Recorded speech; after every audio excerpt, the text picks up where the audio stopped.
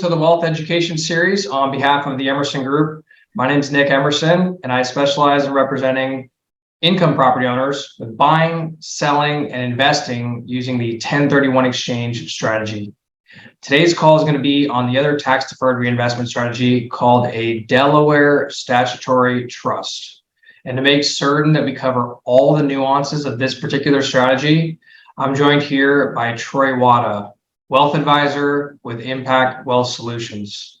The reason I wanted to make sure Troy was on this call is because if he understands how to find the solutions within this solution, and what I mean by that is he doesn't just pair a client with a fund, he makes certain that he's matching their long-term goals, their needs, and maximizing the wealth of the family and the legacy. So Troy, welcome to the call. Thanks, Nick. I appreciate that. Thanks for having me on. Absolutely. As Nick mentioned, my name is Troy Wada, and I started the company back in 2013, but I've been a financial advisor for about 15 years. And as Nick mentioned, one of the things we specialize in is the Delaware Statutory Trust. So for today, I'm going to kind of kick it off and kind of start off with, well, what is a DST, and why do people, first of all, invest in real estate? So as we started working with our clients across the US and looking at their overall goals and objectives and financial plans, one of the things we realized that a lot of our clients own real estate as an investment in their overall investment portfolio. And when we ask them, why do you own real estate? We get very similar answers from all of our clients, whether that might be income, which today we'll talk about being a cash-on-cash return, or some of you might know this as a net cap rate, or whether it might be an estate planning tool because they want to take advantage of that step up in cost basis, which is basically allowing the real estate owner to transfer these types of assets to their children tax-free from income and capital gains tax. It's a great way to diversify our clients' overall investment portfolio.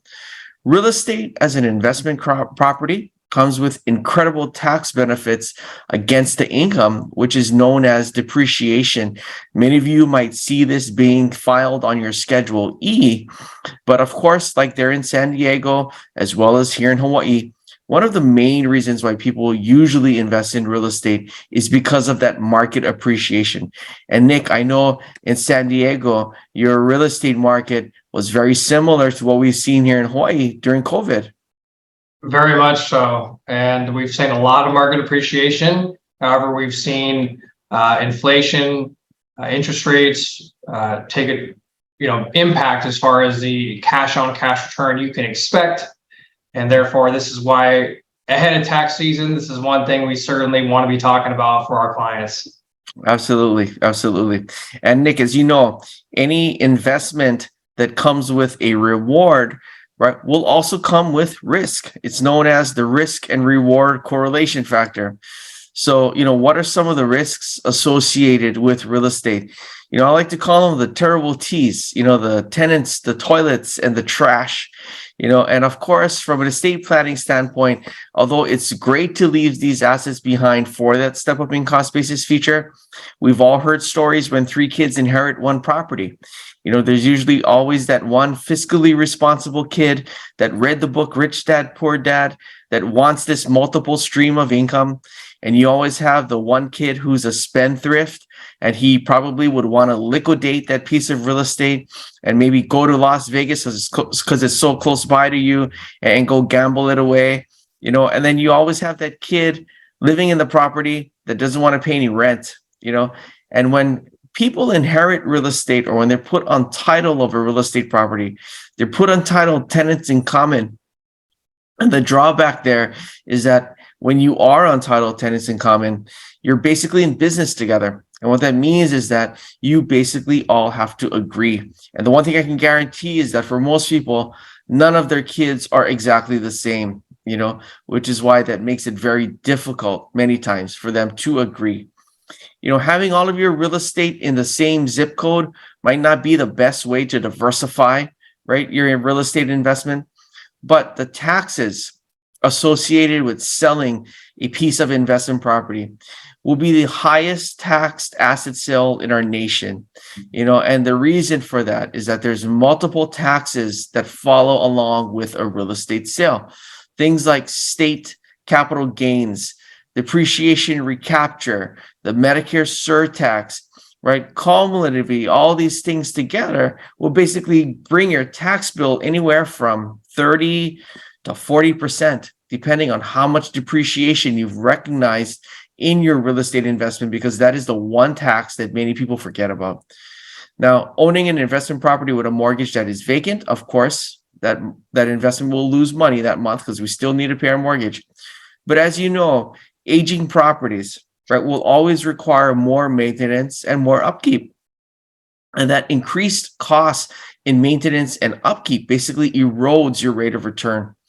Now, I know you saw this in San Diego, but that potential for a failed 1031 exchange in a hot real estate market and having to conform to these timelines of a 45-day identification period and a 180 days to close. Obviously, it's much easier to close in 180 than it is to ID quality property in 45 days. Now, of course, if we do not conform to these timelines, you will be forced to pay those taxes that we just talked about. Real estate in general is illiquid, and of course, Nick, as you mentioned, some of those cap rates or those income rates in San Diego may not be as high as most people think. And Troy, one thing I wanted to point out here is, one thing that really gets overlooked is the estate planning. Right? Absolutely. Not a lot of people are actively thinking about what happens when I'm not here and what does that mean for my kids. Absolutely. We've seen this a lot where there tends to be a conflict, right? A disagreement. And ultimately, that's not what we want to see happen for the family, because we want to focus on taking care of each other and love, and not focusing on fighting and complaining about the way the estate was handled, right? So a big disclaimer there, making sure people are thinking forward, and that unfortunately, we all have right, an end date where we need to make a plan for it and make sure our family's taken care of. Nick, and I think it's funny that you mentioned that. I mean, we've all heard this before, where the US is going through this massive demographic shift, right?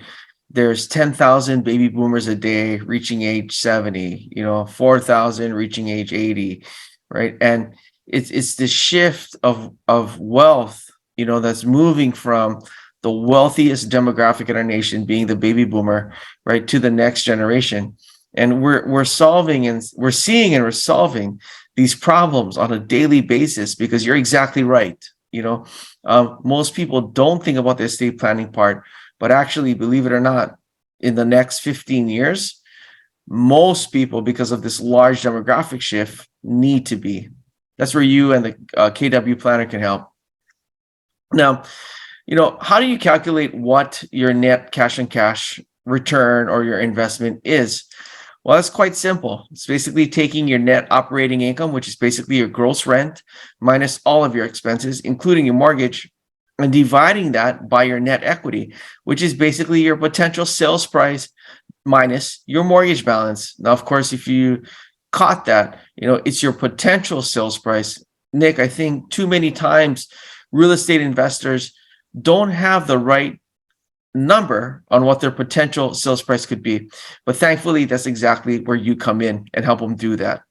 This is part of the planning component, right? That make sure you're in business with strong professionals that can help give you good advice, even if it means just evaluating what your options are, to better understand what the potential, so you know which decisions you can or cannot make. Well said. Well said. Absolutely. That's absolutely correct. Now, here's an example of a typical cash on cash return. Now, this 3-bedroom condo located here right down the road from me is valued at about $1.45 million for a 3-bedroom, 1,100 square feet unit. This 3-bedroom unit collects about $4,300 a month in rent, and with a $600,000 mortgage at a 3% interest rate. Now, obviously, this loan was taken out well before the last couple of years because of, as you can see, that 3% interest rate. But even with that fantastic interest rate of 3%, this investor is losing $1,700 a year. Or when we translate that into a percentage standpoint, that's basically a negative 0.19% return. Now, of course, if you notice, the biggest expense for this investor was his mortgage payment. So here's an example of the same investment property with no mortgage, right? Now, with no mortgage, this investor goes from a negative $1,700 a year to a positive $28,000 a year, almost $29,000 a year in total net rental income.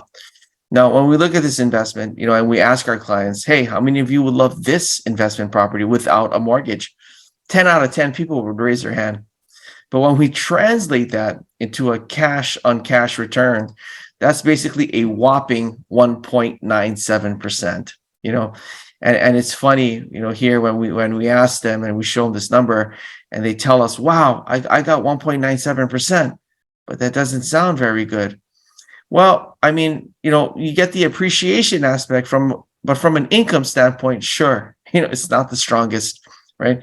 And when we're going through a time where we have real estate investors like baby boomers shifting, and moving into retirement, and they're sitting on this heavily appreciated assets that might be older, run out of depreciation, need a lot of maintenance and upkeep, and they're worried about how they transition this to their kids, but it's spitting off a whopping 1.97% cash on cash return in the form of income.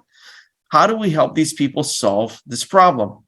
Well, our recommendation many times is, why don't we take a look at utilizing the 1031 exchange, Nick, which you're very familiar with, and 1031 exchanging that into something like a Delaware Statutory Trust or a DST. But what is a DST?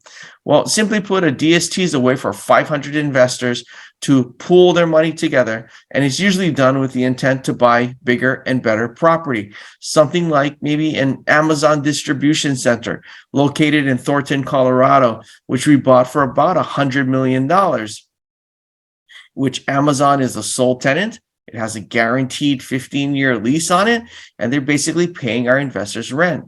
And as you mentioned, Nick, earlier, the IRS recognizes the DST to be treated as like-kind property when doing a 1031 exchange, right? So what that means is that, Nick, they could use the 1031 exchange and tax code and basically 1031 into something like a traditional investment, which you're very familiar with, whether that's multifamily, commercial, apartment building, townhouse, or they can also 1031 into something like a DST. Now, the DST, comes with several benefits that our investors find very attractive. First being a non-recourse loan. Now, loans are important because when you do a 1031 exchange, it's never about how much you have in proceeds. It's how much your sales price was in relationship to your purchase price, because you always need to buy equal to or greater than the value of property that you sold.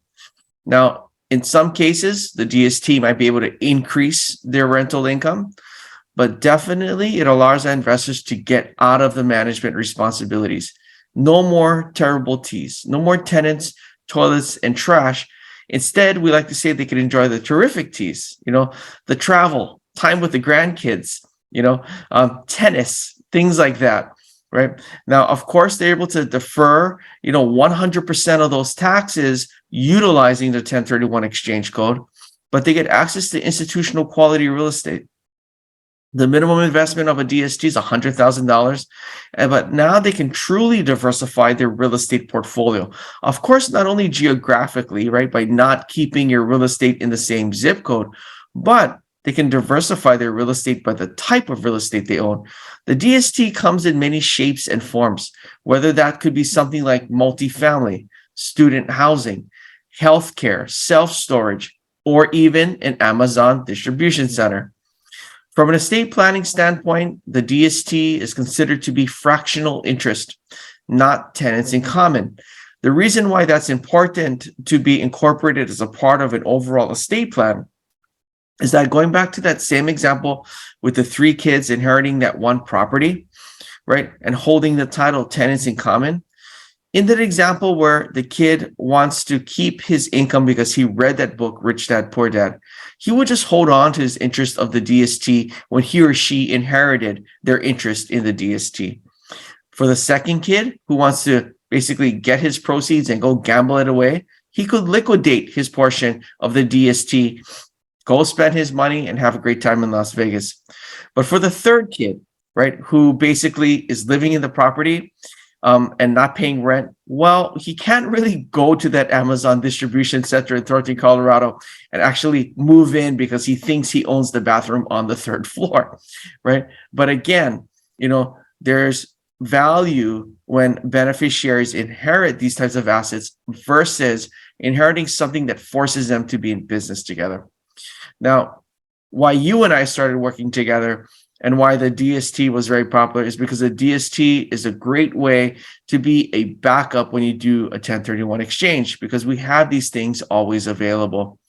Now, lastly, because a DST doesn't require any management and maintenance, no upkeep, no repairs, and it's turning your active investment property into a passive one, it's a great way for our clients to hold on to that real estate and leave it behind to their beneficiaries so that they can get the step up in cost basis. Now, many times when we go over these benefits, we have some questions like, well, what is a non-recourse loan? I've never heard of that.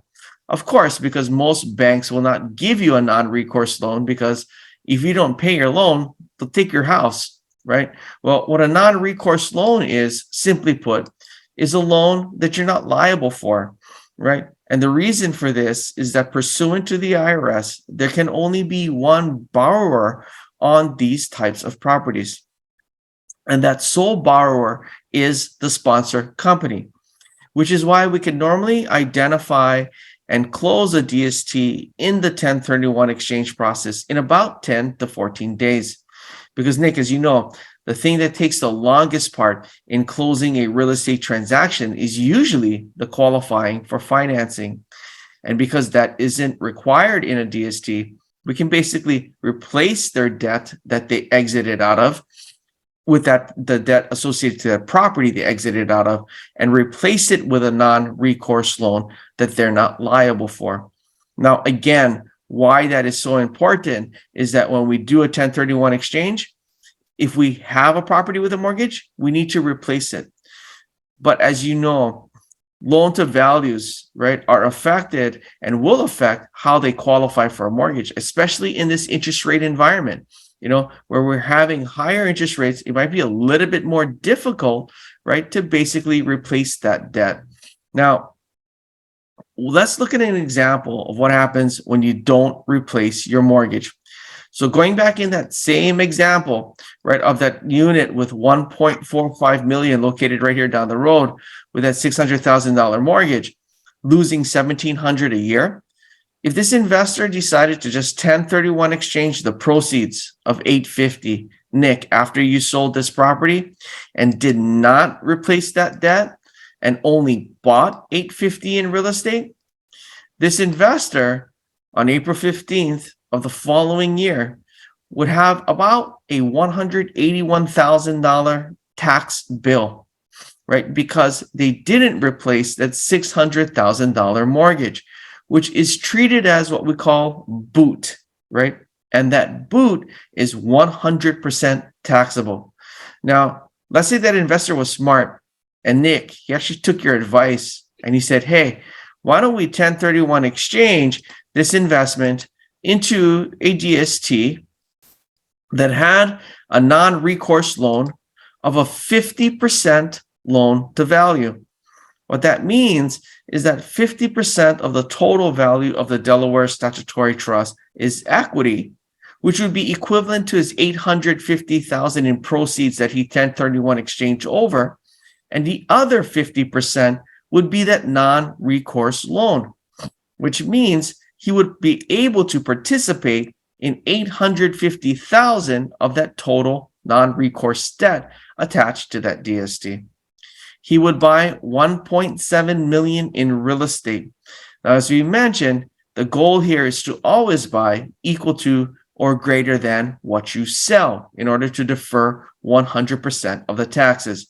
In this example, this investor would definitely have done that and would defer 100% of his taxes. But the DST would provide him of about $42,000 a year in income compared to his negative 1,700. What a drastic change. And when we look at this investment, and we usually present this to clients, as you can see, it's quite attractive to basically get out of their current investment property and into something like this. Yeah, so the investor simplified their position, took away any of the burden associated with property managers, tenants, repairs, late phone calls, and more than 40 times almost their return. Correct. Not to mention, this investor had a property with a 3% interest rate and sold it in this interest rate environment that we're in currently, and is still able to generate more income, didn't have to qualify for a mortgage, and deferred 100% of his taxes. Now, how can a DST and a proper real estate investment planning, help you? Well, do you have a home that needs repairs and you don't want to spend any more money to fix it? And I know that could probably, be 98% out of 100 people, asked that own investment property probably fall in this category. So this is very common in San Diego, by the way, right? We've held an asset here. We've had it for many, many years, and we get our first inspection of the property in 10 years because it's been occupied, which has been a phenomenal, right? No calls, no nothing. And yet we find out we need a new roof, right? We have some issues with cast iron plumbing. And so what I appreciate about this is that this is reinvesting and not paying attention to just a cash on cash or a cap rate. It's also taking into consideration that operating expenses, right? Other influences can impact your return, and we can help mitigate that and still make a better return with less involvement and be able to spend that time with family and tennis and travel. Don't forget the travel. And it's funny you mentioned the roof. That's exactly what happened in this example. My client was put on title of the property she grew up in when her mom was alive. So therefore, she lost that step up in cost basis benefit. It was actually a carry over cost basis. And, as you can see, because of her mortgage payment, she's actually netting out, $200 a month or $2,400 a year. But when this 1940s home needed to have its roof repaired, and it was going to cost her about $50,000, we had to sit back and kind of reevaluate this investment. And as you can imagine, for a $50,000 roof repair, making $2,400 a year, the rental income for the next 20 plus years would actually have to be gone and expensed out to pay for that roof. And being that she was in her 70s, one of these baby boomer type clients, it didn't make sense to keep the property. So what we did was we decided we're going to 1031 exchange her proceeds of $900,000 and sell the property as is. We decided to 1031 exchange that into a Delaware Statutory Trust or DST with a 50% loan to value. And as we showed in the last example, $900,000 of equity in a 50% loan to value DST allows her to participate in $900,000 in a non-recourse loan, which she didn't have to qualify for, won't be held liable for, and doesn't even show up on her credit report. She ends up replacing $1.8 million in total real estate. Now, of course, in this example, she bought more real estate than she sold. And her income in her DST basically goes from $2,400 a year to $45,000 a year, right? And by doing this and allowing her to participate in a non-recourse debt and defer 100% of the taxes, right? She not only was able to increase her income, defer the taxes, but to your point, Nick, again, she got out of all of the maintenance, upkeep, and didn't even have to repair the roof, because chances are, the person that we sold that property to would have wanted to put their own roof on there. I mean, that house required some upgrades, so Why not let them upgrade it exactly how they want it instead of having them have to pay for it? This debt portion too, by the way, I wanted to point out is that it's a good opportunity for people who thought they couldn't qualify for a loan, right? We have a lot of clients that, hey, I'm retired. I don't have, I have income based on my 401k, my benefits. There's no way I can qualify for a loan to help pull this off. And yet with the non-recourse, this makes that possible, something people thought was otherwise not an option. Absolutely. I mean, I can't, that's a great point. I mean, this interest rate environment recently, we've been having a lot of clients basically, come to us and say, well, I want to get out of my investment property, but I probably can't qualify for the next mortgage because real estate, interest rates doubled, right? So it's difficult. But here's a great way for them to actually get out of that investment property that might not be performing as ideally as they want, basically move into something that could be, right? Now, here's another example of how, investors could benefit from the DST. What if they already sold their property and purchased another one, but they have some leftover funds? We talked about having to replace equal to or greater than the value that you sold.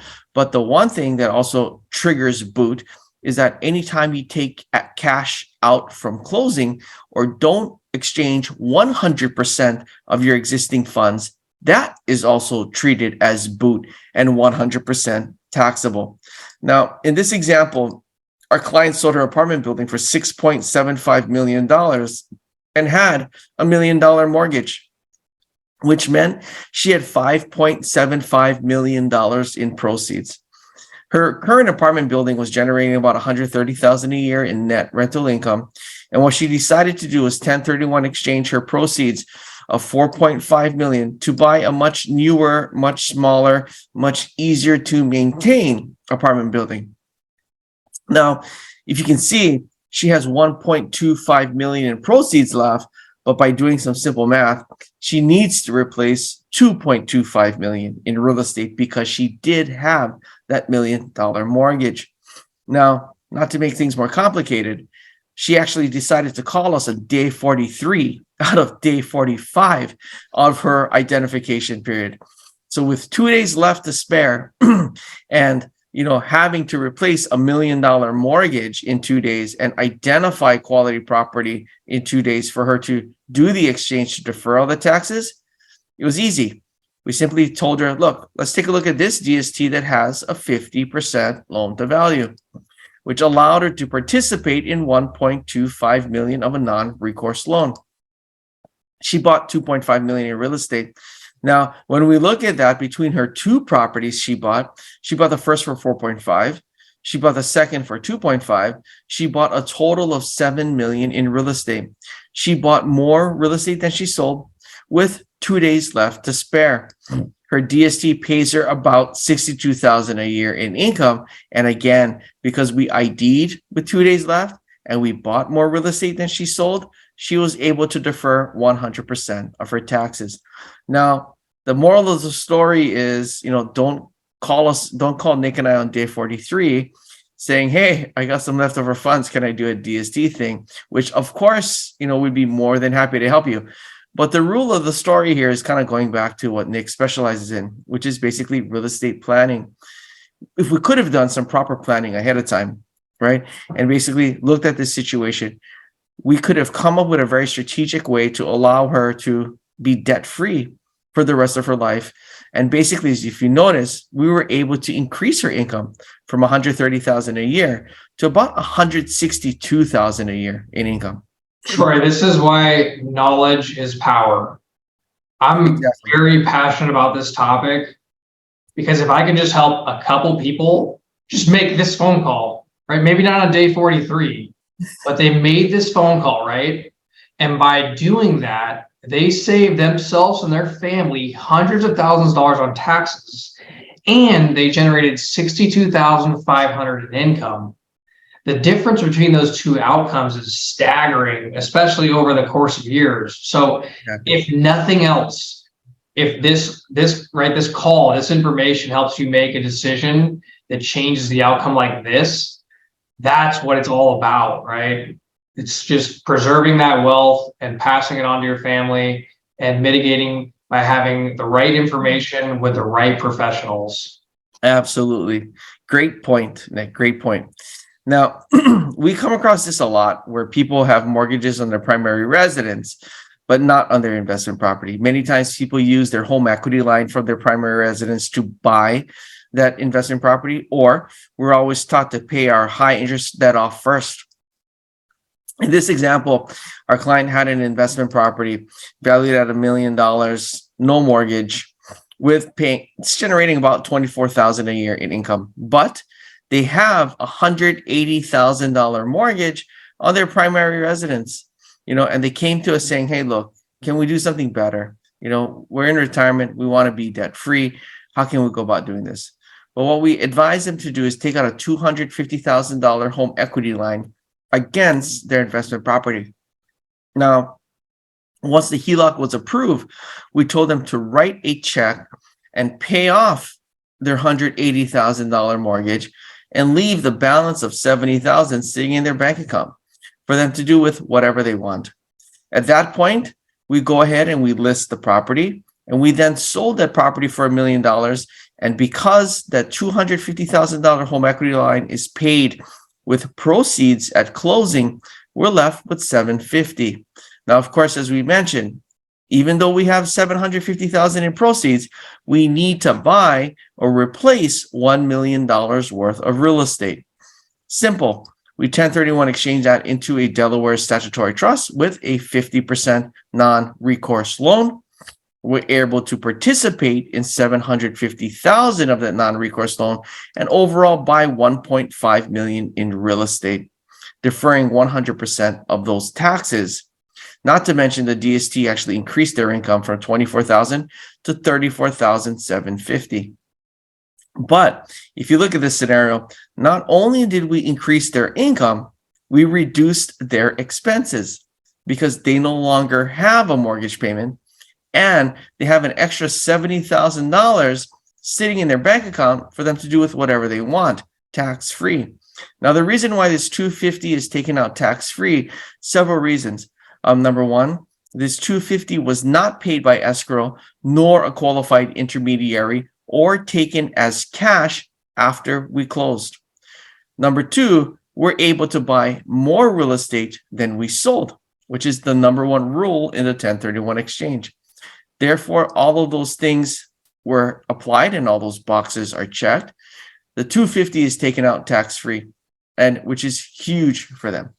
Troy, this blew my mind the first time you showed me this. And it also took me several times to really understand the concept that's going on here. So it's normal to be a little foggy or a little fuzzy about what this looks like, but it's an amazing opportunity where a lot of people in situation are looking for some liquidity, right? How can I reinvest it, but how can I take some money out and not get crushed on taxes? So this is a phenomenal strategy where when Troy showed this to me, my mind was just like, I have never seen this before and I've never heard about it before. And again, an amazing opportunity where you get the right information with the right professionals and it can change your world. And this was one of those examples for me. Yeah. And, we have another one, which is very similar, where, our particular client was looking to go into an assisted living facility and wondering how they come up with this down payment, and what made the down payment so hard is that the down payment for this senior living community is $1 million to get in and about $100,000 to stay there a year, and basically what she had was she was in a very unique situation. She had her primary residence valued at $4 million that had $1 million mortgage, which was actually vacant for the last 2 years because she spent with her kids because she wasn't able to live by herself. And then her kids then moved her into an assisted living facility with the intent to have her end up at this specific living facility that had $1 million buy-in. Now, because this property was a primary residence for 2 out of the last 5 years, and it was vacant or treated as an investment property for 2 out of the last 5 years, this investor has a very unique situation where they can utilize 2 different tax codes. the Section 121 homeowners exemption, which, as we know, is Uncle Sam's $250,000 credit per person on title that they can get those gains tax-free. But she can also do a 1031 exchange. And originally, she came to us because her family wanted us to look at this situation because their intent was to sell the property for $4 million, pay off the $1 million mortgage, pay $1 million in capital gains taxes, take another $1 million and use that for her down payment, and give me $1 million to manage to help support the costs to stay there. Instead of doing that, what we advised them to do is basically we told the kids we want them to help their mom out and take out a $750,000 combination home equity line cash out refinance. Once that was approved, we went ahead and we sold the property. And because she's able to take her $250,000 Section 121 homeowners exemption tax-free at closing, we were left with $2 million in proceeds after paying off that other $1 million mortgage. We 1031 exchanged those proceeds into a Delaware Statutory Trust with a 50% loan to value, and basically allowed her to participate in a $2 million non-recourse loan and buy a total of $4 million in real estate in the DST. Now, in this case, she didn't buy more real estate than she sold, but she bought the exact same amount, therefore deferring 100% of the taxes. And this allowed her to get about $100,000 a year in income. But more importantly, because that $1 million was taken out in the combination of $750,000 using a cash out refinance plus her Section 121 homeowners exemption, she was able to take that $1 million tax-free for her payment into the care facility, which basically allowed the kids to bypass $1 million in taxes, which is huge. Wow. Okay. Now, you might not get this a lot there, but there are a lot of investors in Hawaii that, believe it or not, own vacant land with land leases, or they might own the land but not the building. And this particular example, our client owns a vacant land valued at $20 million that's generating $700,000 a year in income, and wondering why she's paying so much in taxes, right? Specifically $380,000 in taxes a year. Not to mention, she has about $1.2 million in mortgages and other investments, and she wants to buy this dream home on the very prolific coast here on Oahu that's valued at about $3 million. So what we told her to do was basically work with a local bank, take out $4.5 million in a cash out refinance against this vacant, well, it's not really vacant, against this land lease, and basically use that $4.5 million to pay off her mortgages and buy her next property, all cash, of $3.3 million. We then take her $15.5 million in proceeds and 1031 exchange that, of course, into a DST with some sort of non-recourse debt, and in this case, 50%. She's able to replace a total of $31 million in real estate. Her income from the DST is $620,000. Now, what's funny is that when I first met this client, and before she started doing planning with us, the first thing she told us in this meeting was, I'm never selling that piece of land.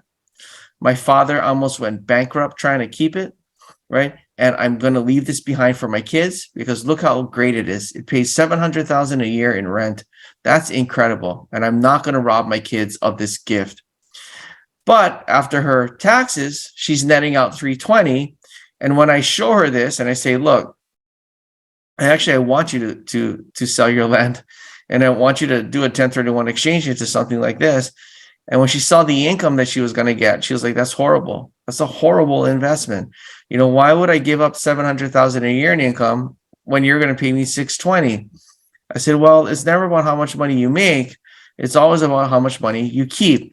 And because your vacant land does not have a building in which you own that you can depreciate, you're paying 100% taxes on that income you're collecting on that land lease. But when you exchange it to the DST, we have a building on it. We have several buildings on it. And basically, with your $620,000 of income we're paying you, there's an $867,000 depreciation expense, which means you'll pay zero taxes for the rest of your life. Would you rather have $700,000 in income and pay $380,000 in taxes and that $320,000 at the end of the year? Or would you rather get 620,000 in income, pay zero in taxes, and get 620,000 at the end of the year? Of course, that's an easy question to answer, and it took me 30 minutes for me to convince her business manager that this wasn't tax evasion or tax fraud. And the reason for that is this is 100% legitimized because we're using depreciation from our building. Troy, not everyone has $20 million worth of dirt. Sure. Yet there's a lot of investors that do own land, right? Maybe over the course of a long period of time where they're waiting for a big development or opportunity to come increase the value of the land, to sell it, get that payday. However, in the meantime, they've been generating negative returns year after year after year. And so this is an opportunity where you can take that negative cash flow stream and convert it into a positive one, right? And I love that because a lot of people maybe have opportunities like that right now where they're just not doing anything because they don't know what exactly a solution or the outcome might look like. This is just a great example of taking a piece of dirt and using a plan behind it to create a ideal outcome with more income and a better legacy for the family. Absolutely. Not to mention, if you notice, the one thing here is like she generates 620 a year in income, but has 867,000 in depreciation. That excess 247,000 in depreciation can actually be used to offset the taxes on their other rental properties and basically bring the taxes down altogether on the total, which is huge, right? Now, if you ask a random group of 100 people, what do you think's going to happen to income taxes in the future? I'm fair to guess 90 of them will tell you it's probably going to increase, and here's a way, real estate investors, here's a real savvy way, which I love. I love this one, that they can plan for increasing tax rates. Now, as you can see, there's many different ways people can use a DST. And in this meeting, I know it feels like we covered a lot of examples, but trust me, it's only the tip of the iceberg. Whether that's eliminating your mortgage, increasing your net cap rate, as you folks learned today, or increasing your income, improving your tax efficiencies, not only when you sell it by utilizing the 1031 exchange, but also while you're owning it, because we have a very unique way we can restart the tax benefits for people with properties that are fully depreciated, whether that's 27 and a half years on their residential or 39 on their commercial. But of course, as we talked about, simplifying our investors' life, whether that's getting out of the terrible T's and enjoying the terrific T's, right? Getting out of the tennis, toilets, trash, enjoying more travel, tennis, and time with the grandkids. Providing that more tax, risk, and fair estate plan. But of course, lastly, which Nick, hit on a lot, it's deferring those taxes is huge, and transferring that wealth to your family. That's the reason why, you should be looking at real estate planning. Again, my name is Troy. Feel free to reach out should you have any questions. My contact information is here. Thank you so much for your commitment of time to help educate the Emerson Group community. This information has been tremendous, and I'm certain it's opened up a lot of questions, considerations, and options that clients on this call had no idea even existed. So I appreciate this conversation. It's going to provide a lot of value and impact for people, I'm certain. And if you have questions for Troy, please reach out to myself or Troy directly. We'd be happy to put together a call. And just know at the end of the day, Troy's not going to recommend anything that does not make sense. So get on a call, understand more about what your options are. And again, Troy, thank you so much for your time. We appreciate it. And hey, quick tip for next month, we're doing our call on cost segregation. So another way we can save you tens of thousands of dollars and continue to help you along your wealth journey. So Troy, thank you so much. Thank you guys for tuning in. Have a wonderful rest of the month. Take care.